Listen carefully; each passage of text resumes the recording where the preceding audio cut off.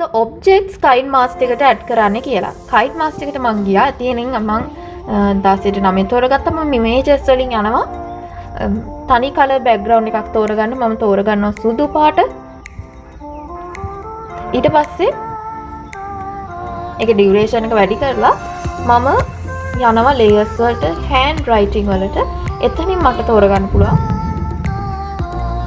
මට අදාළ object එක. දැන් මම මේ විදිහට ඔන්න කොටුවක් ගත්තා. ඊට පස්සේ දැන් මම තව මොකක් හරි පාටක් තෝරගෙන එතනින් මට පුළුවන් circle එකක් ගන්න.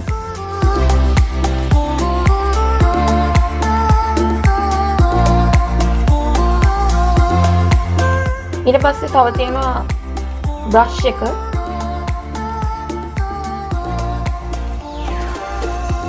ඊට පස්සේ තියෙනවා pen එක. ඒකෙන් මෙන්න මේ විදිහට එනවා අකුරු ලියන්න එහෙම අපිට ඒක පාවිච්චි කරන්න පුළුවන්.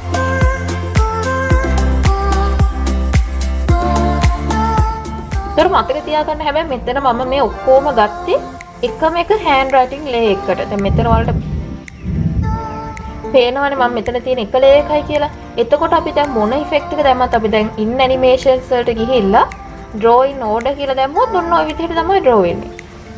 ඒතර මොන එක දැම්මත් ඒ ඔක්කොටම ඒ layer එකේ එකමයි. කොහොම එක පැත්තක ඉඳගෙන slide ලා උනන් එහෙම clockwise නම් ඔක්කොම කරකිනවා. ඔන්න ඔය විදිහට එක එක වෙන වෙනම නෙමෙයි. මට එක එක වෙන වෙනම ඕන නම් මට කරන්න සිද්ධ වෙනවා එක එක layers ගන්න එක. ඒතර දැන් මම මෙතන hand writing ගියා. ඔන්න මම circle එක ගත්තා.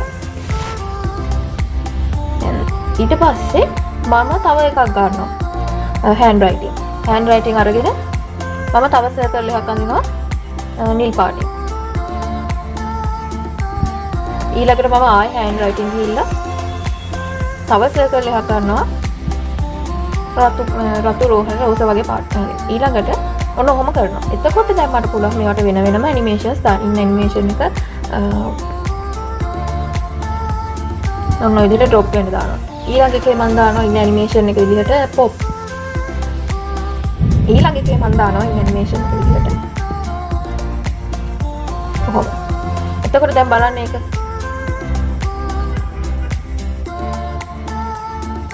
ඔන්න ඔය විදිහට අපිට වෙන වෙනම දාගන්න පුළුවන්. ඉතින් ඔන්න ඔක තමයි objects ගැන මට කියන්න තියෙන්නේ. දැන් ඒ වගේ හැබැයි මෙතන තව දෙයක් කියන්න ඕනේ. දැන් මේ layer එක click කරලා ඊට පස්සේ අපිට ගිහිල්ලා මෙන්න මේකේ circle එකේ පාට වෙනස් කරන්න බෑ. අපි පාට වෙනස් කරොත් අපිට සිද්ධ වෙනවා මේ layer එකේම කොයි හරි ඒ layer එකටම අදාළ වෙන විදිහට කරන්න. ඒතකොට දැන් මේ layer එකට දාපු animation එක අර circle එකටත් අදාළ වෙනවා. ඒ නිසා මතක තියාගන්න layer එකක් ඇඳලා පස්සේ ඒ මොකක් හරි අඳින object එකේ පාට වෙනස් කරන්න බෑ Kinemaster එකෙන්.